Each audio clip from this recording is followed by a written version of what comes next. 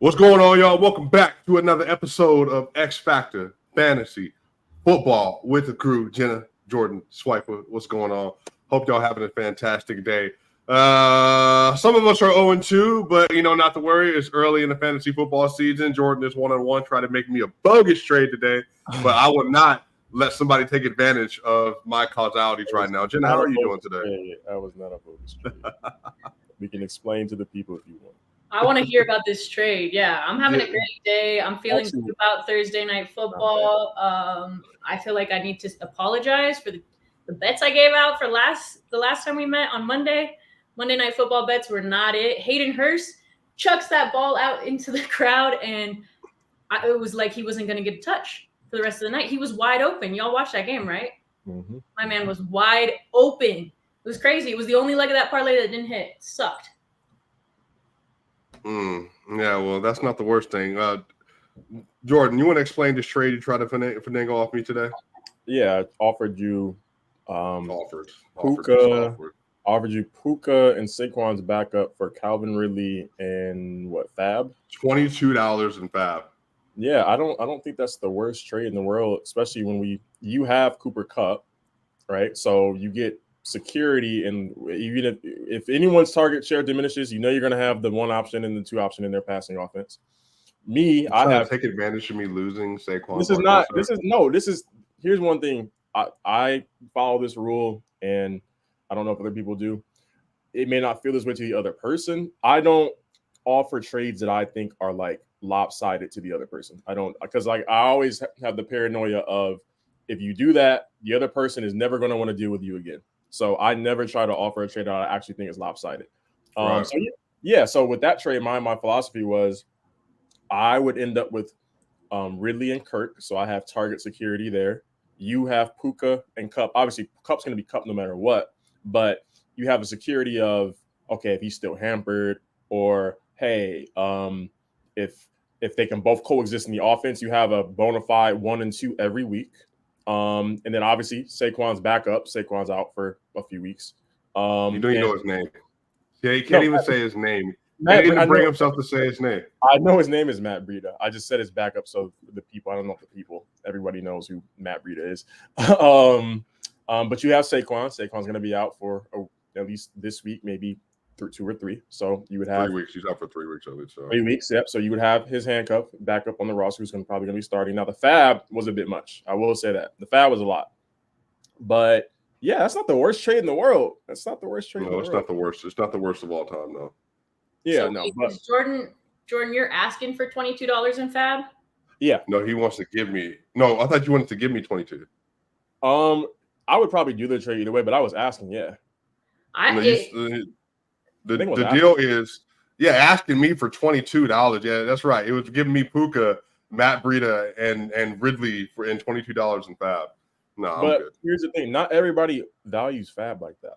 I do, but in our league, like I saw some of the offers being thrown around earlier. Like not everybody. I don't know if it's because they don't understand the concept of Fab, which a lot of people don't, or like really can process it to the fact where you extrapolate it throughout a whole season. Some people are like, $20 of app, sure. I don't know what this is. Here you go. But yeah, I would probably do that trade with or without the Fab. The Fab is like, oh, if I can get it, then sure, of course I'm going to try to get it. But yeah, there's worse. Yeah. I've offered worse trades. I don't need that trade. I mean, it depends on the Fab, I guess. Like I wouldn't. Yeah. I thought you were giving him the $22 in Fab plus. I wouldn't do it if I was giving him all that in 22. No. For Calvin, after you. Swipe, you were low on Calvin, like on the last episode we recorded. You were like, yeah, I'm not so sure that's going to pan out for forever. No, I didn't. I said Calvin could be a top 5 wide receiver this year. I think that's a bit much now, but he could. That's not you can't do that one bad week versus apparently elite Kansas City Chiefs defense. Top 5 is. I mean, go through the list. Go through the list of 5. It's Jamar Chase is currently not top 30. So you got Tyreek Hill. You got Mike Evans apparently out of nowhere, Justin Jefferson. So who would be the other 2 names from that list? Because Cooper Kupp obviously is not going to be able to qualify unless he just goes bonkers. Now I'm taking Amon-Ra. Amon-Ra? Yeah, Amon-Ra. Yeah, I'm taking him. Let me pull up the list. Oh, obviously CD. That's easy. What else? And I'm still betting on Jamar. Like I know Jamar. No, I agree. I'm Yeah. not letting go of But Jamar yeah, yet. top 10. Calvin could be top 10. He could be top 10. I think at least top 7. If he gets target volume throughout 17 weeks, I think top 7 is pretty easy. Yeah. He could do that. That's what that could be where the disconnect is on the trade offer. Like for me, I'm viewing Calvin as like 10, 15, right? You could be viewing Calvin as bona fide top 5 or 7. Well, he has 18. He has 19 targets through the first 2 weeks, which that's pretty good. That's really good. Yeah. Well, Yeah. So I think that's actually a good thought process for people watching, where it's like sometimes a trade seems lopsided one way or the other, where it's like in the mind of the person offering it, they could think they're offering a fair trade because of like, oh, I don't value this person that I'm trying to get, even though I'm trying to get them, I don't value them as much as the person who has them currently is like in their head it's a top 5 person. In my mind, Ridley's like, okay, top 10, top 12, 15, something like that, top 10 to 12 receiver. Well, he's 23 right now, so I think he'll end up at 12 in the top 12. I don't think any regular season rankings right now are worth a dang because Kirk Cousins is, like I said, the number 1 ranked quarterback in fantasy right now, right. And he's on pace for 6,000 yards this season. Yeah, that's the thing is like I was thinking about last podcast that we did, and I was like, dang, I can't believe I said that. You know, I was thinking about, I think it was specifically about Deshaun Watson, right? And I was worried like, I was talking about his game, but not necessarily, or his fantasy game, not necessarily his game. And then obviously the injury that happened the other night was killer. And then I thought back and I'm like, whoa, did people take that the wrong way? Did they take it? I was like, he's their whole offense, because he's clearly not their offense, right? But if it comes down to fantasy, it's not bad on the points. But we have a question already in the chat. Should I pick up Gus Edwards, Dalvin Cook, or Kareem? And we were going to definitely do a segment on this topic, like who should I start over another guy? Right. Do you guys want to help out Parker and answer this question? Easily, Gus. Gus Edwards, Dalvin. It's easy, Gus. Easy. Justice might be out this week. He's got a little toe thing. He's not for sure out, but he's in jeopardy this week. Dalvin, I don't know what that is right now. And then Kareem is not a bad option. I got. Wait, do you think Kareem's going to be RB2 with Cleveland? Oh yeah, in Cleveland, yeah, absolutely. No. Is he going to be RB2 like in their system, like behind? Yeah, I think so. Yeah, absolutely. You think he's going to be the backup running back? Yeah, I believe so. He could take over, but I think for at least the first couple of weeks, it's going to be Jerome's job. But even if he isn't, I mean, Jerome was able to get carries with Chubb there. Well, so they always do that kind of system, though. Exactly. Yeah. So I think there'll be room for whoever the second back is to be at least flex worthy in that system. So there's room for 2 backs. So Kareem is definitely a good option, but Gus, I think the volume's there with Gus. I'm going Gus easy. Okay, so we got a Gus. I think I'm probably leaning Kareem, but again, if Gus Edwards stays healthy the whole year, then he's a touchdown merchant. We'll see what happens with that. Well, yeah. What else do you think, Jenna? I lean towards Kareem too, but that's just, I don't know. I guess I haven't watched enough of Gus to give him a fair shot. And I think it also depends on where. I think it depends on where you value, or what position you're in. Like if you're 0-2, right, and you need somebody to start this week, or like more short-term type of a thing, like you need a punch right now at running back. Say if you lost Kareem Hunt this past Monday, like I did, then yeah, you're probably gonna go for somebody like Gus, or you might want to go for somebody like Gus. But if you can afford to stash someone and then just see how it plays out, probably could be some more upside there with Kareem. But even with that, I think it's close because Gus is not going anywhere in that offense because JK's down. All right. Well, we have a few things that we can lean into because there's a lot of stuff that's happening right now. So, Jenna, did you want to lead us off with who would you rather to start off this segment? Well, it's called Who Would You Start?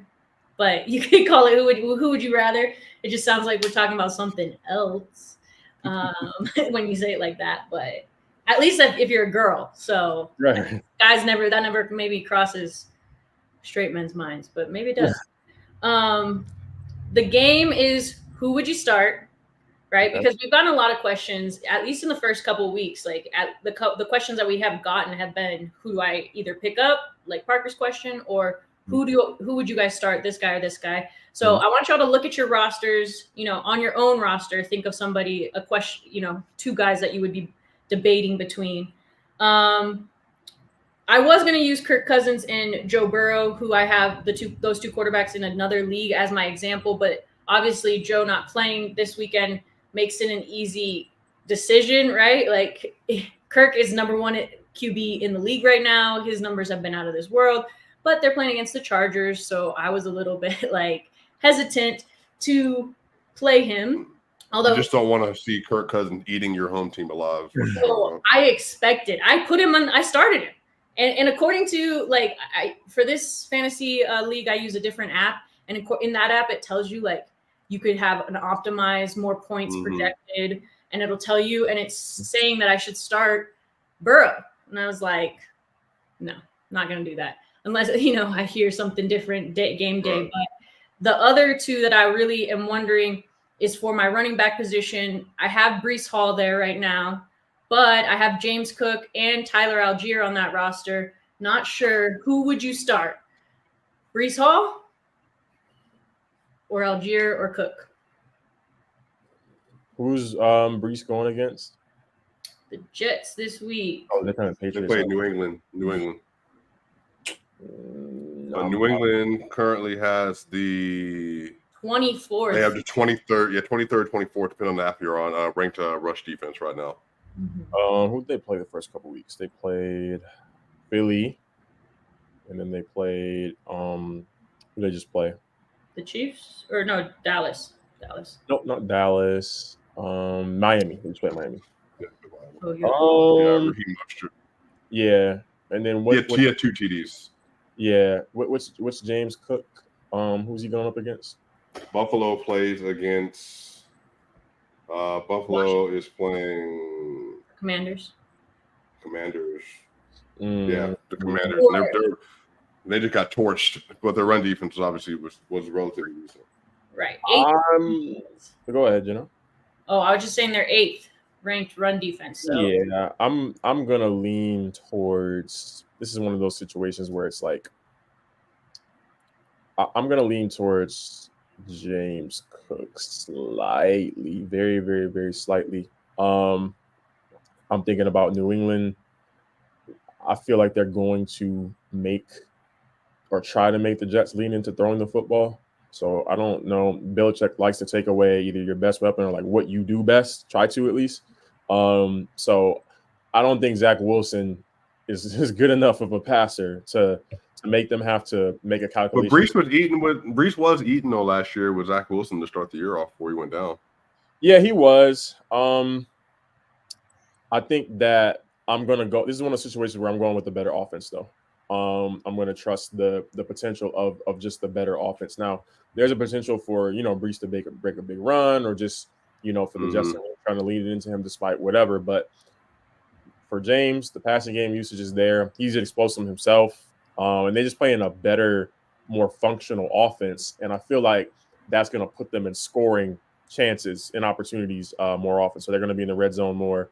They're going to be in plus territory more. So that's more chances for Cook to potentially be near the end zone. So score a touchdown. So I'm going to lean with him for that reason, but I don't think either one of those is a bad answer. Yeah, I'm good with James Cook here too. I think James Cook is solidified with RB2 going forward the rest of the season. I mean, his volume's been there. 12 attempts. He had 12 attempts game 1, 17 attempts this last game, and that could continue to steady climb, or you could stay around there. And again, the Washington Commanders front, even as he got 6 targets in game 1 and 4 targets in the second game. So he's getting rushing volume and he's getting passing opportunities as well. So I mean, that's a decent RB2 flex option. And you're taking Cook over Algier as well. Yeah, Algier's snap count went down last week, and then Bijan I think he had 19 carries last week, and I think as the season goes on, that's only going to get a little higher for him too. So I think for this week, All right. Okay, well, I'm going to change my roster then. Who's got the next? Who would you start? I got two of them, or two quick ones. I have Kirk and Dak as my quarterbacks. So there's one right there. Kirk, you're going Kirk? Okay. He plays the Chargers. Yeah, exactly. And that they're a hot trash, by the way. Dak does play the Cardinals. So there's that. You said who? Dak does? Did you see what the Cardinals apparently did in the first half versus the Giants? Yeah. That vaunted Cardinals defense. Yep. We saw Daniel Jones ending numbers. If anything, I'm scared of Dak leaving that game early because they're up so much and just not. I feel like that might be a Tony Pollard game though versus the Cardinals. Yeah. They might just try to not do too much and just get out of there. Who would you go with? I think the thing is with Kirk's passing volume is so freaking high. Yeah. Alexander Mattison cannot run the ball. Yep. So on top of that, no disrespect to J.C. Jackson and them, but they are literally getting obliterated in the passing game right now. So I would much rather trust Kirk because bombs away Jordan Addison, bombs away Justin Jefferson, bombs away T.J. Hockenson, maybe K.J. Osborne jumps into the party as well. I think it's going to be a party for Kirk Cousins on Sunday. Both of those teams are 0-2 as well. So the Vikings don't feel 0-2 though, man. They've been playing really good games. I hope they feel 0-3 after next week. I was a Vikings hater last year just because I was betting the spread against them and winning all the time. So I was just leaning into that. But I'm really worried about the Chargers going up against Kirk in this game. Like I genuinely, I mean, personally, as a Chargers fan, I think it should be like coach's head is out there. This is a final straw kind of situation. If they lose, he should probably. You think Staley gets fired? I think he should get fired. I feel like what are we talking about? How many times are we going to let this happen? This situation's like end of game. You said what? When's their bye? They don't have a bye until. Let me see this. If it's an early bye, I could see him getting fired at the bye if they're like 1-something. I heard a stat today about how like Justin Herbert is the only player. They have a week 5 bye. If they're 0-4, he's out week 5. I'm calling it. If they go 0-4, 1-3, you're not gonna get rid of him. But 0-4, week 5 bye, time to reset. Yeah, and then who they have right after the bye? Right after the bye, the Chargers play versus they play Dallas. Oh yeah, he's out of there. If they were so happy, if he's not out of their bye week, he's out of there after that Dallas game. Yeah, he's gone. So they better win one of these next 2 games, or he's out of there. Jenna, what were you saying about Justin Herbert? That I heard some stat today about how he's one of the only quarterbacks to have allowed 1-score games to go the other direction when he's ahead in 1-score games that they've lost the last 10 or something like that he's been a part of. The Chargers pass defense is 34th or something, 31st against quarterbacks. So it's I feel like Kirk is the smartest option because of what we've seen him do so far. Right. But it's tough because it's not I think Kirk Cousins is a better QB than some of these guys that we've Well, they're both projected at almost the same point total this week. I'm leaning Kirk, but it's definitely a tough calculation. Last one I had was Hopkins or DeAndre Hopkins or Christian Kirk. Who did they play? Let's see here. DeAndre Hopkins plays against Cleveland, great defense, and then Kirk is against Houston. So, well, Kirk had a balled out game last week, so I would say they're probably starting Christian Kirk in that situation. Okay. Jenna? Yeah. Jenna, quickly, Kirk or you got Hopkins? No, I agree with Kirk, which is kind of shocking, but all right. So bias, I guess. So while Jordan has a few more minutes with this, so we get a Thursday night football preview. So you have the Giants without Saquon going up against the San Francisco 49ers. Who are you starting and playing in this game on? Well, we'll start with the Giants. Are you starting anybody for the Giants this week? Daniel Jones. You're starting Daniel versus the 40. Well, yeah, I guess to be fair, Matthew Stafford played decently well versus them last week. So yeah, and their secondary, I mean, not like Giants have anybody to take advantage of this, but their secondary, it's not as good as their front seven. I'll put it to you that way. It's not as their pass defense is not as good as them, and in coverage at least is not as good as them either rushing the passer or their run defense. So there could be opportunities there, but Giants don't really have anybody to take advantage. But there's all that rushing upside with Daniel Jones, and plus if you drafted him, a lot of people drafted Daniel Jones to be like a late round option as their only quarterback. So I don't think that there could be. So I have to look and see if there's any matchups out there on the waiver wire. Well, I will say on the waiver wire there might be available because Russell Wilson playing Miami this week, and he's on a lot of people's waiver wire. He's starting. Right now he's QB3 again. Okay. Early season, he's QB3. Yeah. And then you also have Brock Purdy versus the Giants if you need somebody on the waiver wire. Yeah. Kenny Pickett's playing the Raiders. Matthew Stafford playing Cincinnati. And again, this people might laugh at this, y'all. Baker Mayfield is playing versus Philadelphia, and they have the 32nd ranked pass defense right now. Can't laugh at it at this point. He's playing very well through 2 weeks. Cannot laugh at it. And then on the other side, I'm playing the guys I would normally play. Kittle's been a bit concerning. I would say you got one more week. This is probably the last week I'm firing him up and putting him out there with no questions. If it doesn't work this week, then might have to look at streaming somebody else. Ayuk, play. I would play him if he's in. Obviously Debo and obviously McCaffrey. So and you just mentioned Purdy if you are quote unquote desperate at quarterback.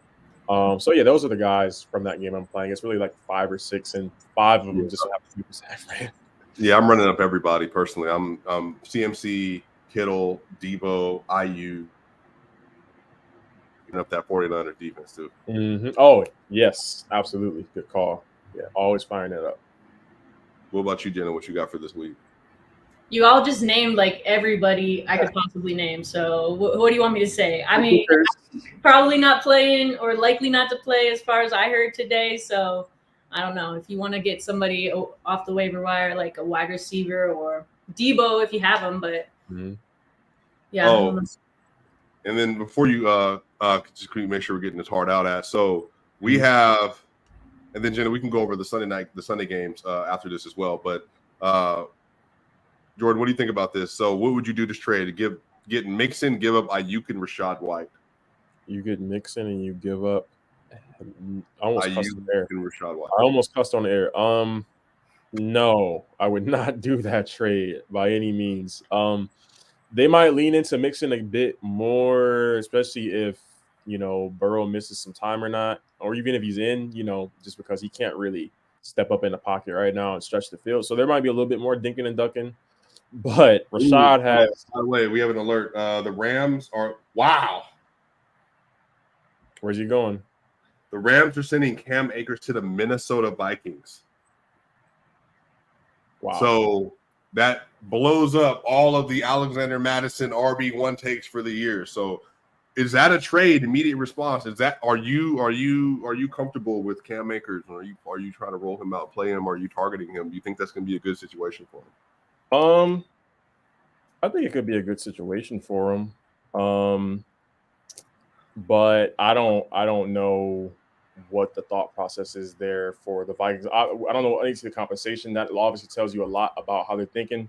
But clearly, Madison is not going to be just alone in that backfield anymore. And I'm happy I didn't trade for him. I was trying to figure out a trade for him earlier today in our league, Swiper.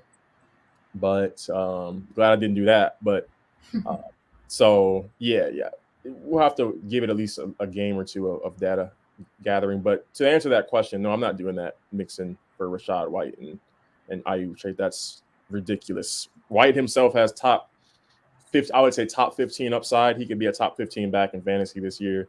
Ayuk could be a bona fide wide receiver 2-3 fringe, that type area. And what am I getting back in Mixon? A RB2. Hey, first off, relax. Respect Joe Mixon, goal line merchant. Jenna, so we have another one. Said, loving the stream, already a sub. Should I trade Garrett Wilson, TJ Hawkinson, Amari Cooper, and Jalen Hurts for Ramondre Stevenson, Saquon Barkley, and AJ Brown? Oh, no. Keep your team. Stevenson's like the only good guy. I mean, not the only good guy you're getting, but the only good guy that is performing right now. Yeah, I mean, you get a better receiver. You're giving away a premium at tight end. Well, I mean, that receiver stuff could actually end up being a push. AJ Brown starts catching the ball, yeah. Yeah, you're giving up Garrett Wilson for Barkley, but you're giving up Jalen Hurts. No. If your backup is somebody like amazing at quarterback, then I might consider it. But like, no, I'm not doing that deal. Yeah, that feels like a lot to give up, given where Barkley is injured right now. AJ Brown's target share isn't high enough. I think having Garrett Wilson, TJ, and I also think Jalen Hurts, this is probably the worst he's going to play all year. So I think giving up the potential QB1 in that with another receiver, I think it'd be top 15, top 12 still, and then TJ Hawkinson, who's a bona fide top 4 tight end. I think that's a lot to give up. And 11 receiver. But real quick on Jalen, buy low candidate. I don't know if anybody's really low on them, but there's some guys that are. There's a few guys, some of which I don't want to mention on air because I want to try to trade for them myself. You have to tell them. The people need information. I'll tell them after. I'll tell them on the next show, depending on if a deal gets done or not. What if you just tell us one? Okay, one. Well, I mean, the one I was gonna say was Madison. That was the guy. That was a guy who I was definitely going to target. Why do you want to run him? Never mind. Go ahead. I wanted a buy low running back who probably wouldn't take but 2 nickels to get. And then it's all upside at that point because he was presumably still going to have the volume in the offense, but not anymore. But appreciate everybody. I'll be back on the next show. Just have to bounce to Thanks, Jordan. Thank you. See you soon, Jordan. All right. So, Jenna, we have a massive slate of Sunday games and a lot of teams that got to get to. So, for Sunday, are there any key matchups that you feel like people should be leaning into? And I'll even start this one off, and it's going to be a surprising one. But I think for me, Jenna, I am really looking at an offensive explosion from that Dolphins and Broncos game. Broncos sleepily have the highest scoring offense per possession. Now, here's the thing. I'm not saying the defense is going to be good, but offensively, I think that there's going to be a lot of points scored in this game. Could the Broncos defense is going to be trash. They're going to have to throw the ball. I think Russell Wilson is a start this week again. I think that this would be probably the best game Javonte Williams has had. Now, granted. So if you look at Javonte Williams' matchup right now, he is projected for about 11.43 points. But the thing is that the Dolphins' defense, especially their run defense, has not been great to start the year. But I don't know. I think that's going to be a good play. I don't know about Jerry Jeudy or Cortland Sutton because you just never know which one of them are going to hit. But for the Dolphins, I'm firing up Raheem Mostert. I'm firing up Tyreek Hill. I'm firing up Jalen Waddle. And I'm firing up Tua. And I think that's going to be a nice fireworks show. Yeah. I mean, everyone who's watching should know, right? Know who the speaker is. We could show them your entire roster, Swipa, but Swipa has Williams. He is a Broncos fan. I'm pretty sure your little. But I'm saying I don't think they're going to win. I'm not saying they're going to win the game. And we're going up against each other this week, so it's going to be a showdown. Yeah, well, to be fair, though, audience, I also don't have Cooper Kupp and Saquon. My team is decimated by injuries right now, so she's projected to win by a considerable amount right now. Decimated by injuries. Derrick Henry questionable. Montgomery questionable. Zay Jones questionable on my roster. Bryce Young questionable. Edwards Hilaire Bryce Young, you're not playing Bryce Young. Beckham, all questionable on my roster. So you're not playing Bryce Young. All right, let me read your roster off. Derrick Henry's more than likely going to play. You have Justin Herbert, Derrick Henry, AJ Brown, Keenan Allen, Dallas Goedert, and then you got apparently RB3 Brian Robinson out of nowhere. And then you still have some people on your bench you could play. So again, if you miss some of those people, then yeah, it's going to be a better matchup. But as of right now, Justin Fields, Dameon Pierce with Javonte, Marquise Brown, Calvin Ridley, Dalton Schultz, Darnell Mooney, Khalil Herbert, Yeah, you have been taking some L's with this roster. Yeah, then injuries. Taking some L's, but you could give me my first L of the season potentially. No, maybe if I don't set this roster right. Oh my God, if Goddard gives me another big goose egg, if there was one guy I could get rid of on our roster, it'd be the tight end. Tight ends are sucking this year. Like I can't find a tight end. I could trade you Dalton Schultz if that would make you feel better. No thanks. No, thank you. But it's gonna be a good week. Obviously the Broncos-Dolphins game is going to be exciting. I like the Dolphins this year. They're fun to watch just in general. What was your original question? What game I thought was going to be? Yeah, do you have any games that are kind of jumping out at you? I think it's going to be some barn burners or games you feel like going to be exciting. What is a barn burner? A barn burner? A barn burner is like a shootout. Like, you know what I mean? It's like in college football, they have a really high scoring game. And Gus Johnson, this is a barn burner. And they go burn down a barn? Basically, I guess. My goodness. I had a barn growing up, and all we ever did was box in there. We never did set anything on fire. So I've never heard that saying. Yeah, that's interesting. A barn burner. Okay. I actually think I don't know if I have a barn burner exactly, but I do think that the Chiefs game, the Cowboys game, both of those are going to be like games that I feel like you just know. Overall, I think this week we're going to see an increase in like favored teams winning, right? Because the books have figured it out. There were a couple of upsets those first 2 weeks of games that were a little more shocking. A game I definitely don't want to watch, which is what I would have thought a barn burner was because it's on fire like a shit show, is going to be that Seahawks-Panthers game. I will watch it. I don't even want to watch it. Why? I don't want to watch anything that has the Panthers involved again this season. I could not. I mean, their games have been brutal to watch. And then you got the Chiefs going up against the Cardinals. Like, you don't think the Cowboys going up against the Cardinals? Well, that was a high-scoring game last game for the Cardinals. Yeah, I mean, because there was no defense being played, not because I think the Cardinals' offense is like outstanding, right? Like. Against the Cowboys defense, that's going to be a different story. I think the Cowboys blow out that game for sure, cover the spread and win. But the Cowboys, I think, have looked pretty good. One game I think I'm not really sure about. I'd love to hear your thoughts. Bills, Commanders, because the Commanders have come out looking a little bit better than I thought, and the Bills have come out looking a little shakier than I thought. Do they right the ship? Look, I don't expect Brian Robinson, if you're asking, to have 27 points again this week. So I don't expect that. If that happens, I'm not playing the rest of the week. So Brian Robinson, I think, can have a decent game because the volume's going to be there because Antonio Gibson is not playing. Terry McLaurin, again, their pass defense hasn't been great. I think Terry's a starter. I haven't seen anything for Jahan Dotson that I love to see yet. Logan Thomas might not be available because he got hit with a concussion, I think, last week because of Kareem Jackson hit over the middle in the goal line. Sam Howell's a sneaky play. He's been pretty good. Obviously, you're starting Josh. You're starting Stephon Diggs. You're starting James Cook. But Gabe Davis, Kincaid, I'm probably not really leaning on those guys. If I have better options, I'm playing better people at a flex different than them. But if you have to play Gabe, you can. But I think for sure James Cook with Josh Allen and Stephon Diggs are definitely my starts for the Bills. Actually, one of my who would you rather start was going to be Diggs, Stephon Diggs, or Nico Collins, because Collins is actually outscoring him. Wait, for Diggs? Oh, you got to start Diggs. You have to. If you drafted Diggs, you got him in the first 2 rounds. Collins, again, what did I say coming into the season? I said Nico Collins was going to be my sleeper because of the volume. And you're mad that Brian Robinson is getting that volume over in a different situation, right? But what I'm saying different. No one expected Brian Robinson to be running back 3 2 weeks into the season. So I had a better sleeper than you, is what you're saying. No. A sleeper is somebody that's like at the end of the draft.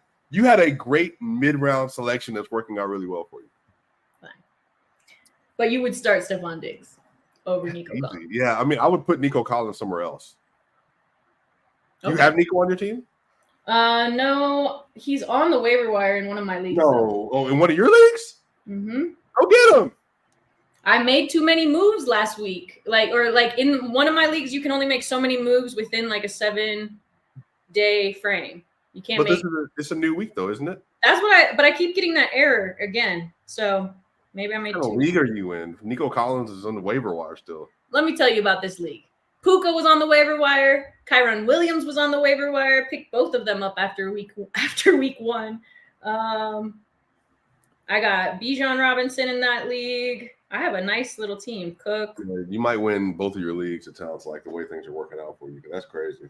I got Eckler on that roster and Algier. How did you get Eckler and Bijan Robinson, first and second round picks? Bro, I auto drafted in this league. Yeah. This is what I'm telling you. This is the type of casual leagues that most of us people play in. Not like a swipe a league where it's serious business and there's fake money involved. Fake money. It's real money involved.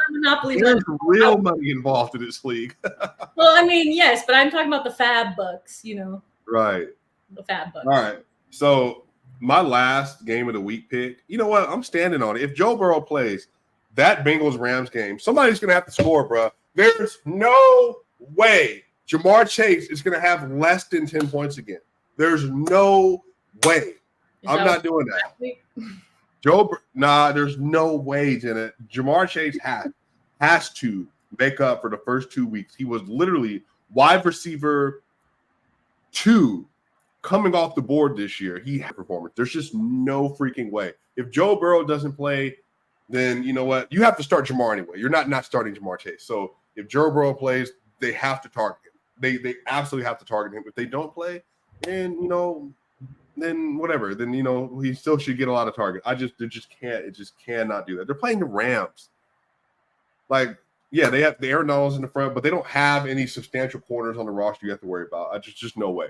There's no way. I'm not staking my reputation on this game, but it's almost close. Jamar Chase is going to have a day. He has to.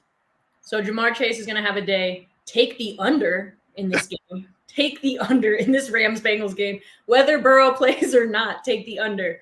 But I kind of feel like I could see the Bengals actually getting like a motivational win here. One of those, what do they call them?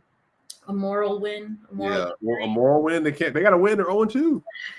That's what I mean. I think it's a moral victory. Like, it's going to be a really ugly game, but they're going to eke out the win, and that's going to make them feel better. They went 0-2 to start last season, so they're not really, like, stressing. You know what I mean? The difference was Burrow wasn't injured at the beginning of last season. So they have their stretches to Rams, they have Tennessee, Arizona. So, again, all winnable games, and then Seattle. All winnable games, and then the bye. So, yeah, they could very easily rip off 4 straight wins, but the problem is that they just have to do it. Otherwise, they are going to be in a heap of trouble. So that's my other game that I was looking at. If maybe the Eagles, Buccaneers, 2 undefeated teams, Bears, Chiefs. I think Justin Fields has to have a bounce back game, especially after this last weekend. You have these are just things you think because they're on your roster. No, but I'm saying, but listen. Justin Fields has been like legitimately bad to start the season off. And again, if you got Justin Fields and you got him in the top 6 rounds, more than likely. So I think Justin Fields is another one of those dudes that started off slow last year, ended up really well last year. I think, again, Herbert, like the matchup he has to play well as well. So there are some plugs here. I just think that there are some players that have to perform, and I would just trust those players to get after it. All right. Yeah, Justin Fields has not looked nearly as good as I think people had expected him to look. I was trying to see what their defense is going up against, but there he is. They've been trashed. They just haven't. I mean, Kansas City hasn't played games up to the expectation that they should be playing games. Like their pass defense is 6, or their defense overall is ranked 6 versus QBs. So at least at the app that I was just looking on. So it could be a better game than people think, because I think everyone just expects, when you hear Chiefs, it's like, no, they're going to win this. They're minus 700 to win on the money line in that game, the Chiefs. So I don't think, and I'm sure I don't have the spread in front of me, but I don't think people are thinking the Bears are winning that game by any means. No, the Chiefs has a good game and actually complete some passes. He doesn't have nearly as much pressure as he had the last 2 weeks. Right. So anyway, we'll find out, y'all. This is going to be a great week 3. Listen to Jenna. She's 2-0, so obviously she knows what she's doing. I'm 0-2. I'm lost apparently, but it's going to be a good week. A lot of great matchups, y'all. Y'all know what to do. Make sure y'all hit the subscribe button to the X Factor Fantasy Football page, as well as the Swiper channel. Jenna and I will be doing stuff for you throughout the year for fantasy football, and we got some more stuff coming up for you as well, because that's what content creators is what we do. But y'all, make sure y'all subscribe. Shout out to y'all. If you win your week, let us know. If you lose your week, let us know. But look, we will be back next Monday at 6 p.m. Eastern. We will see y'all on the other side.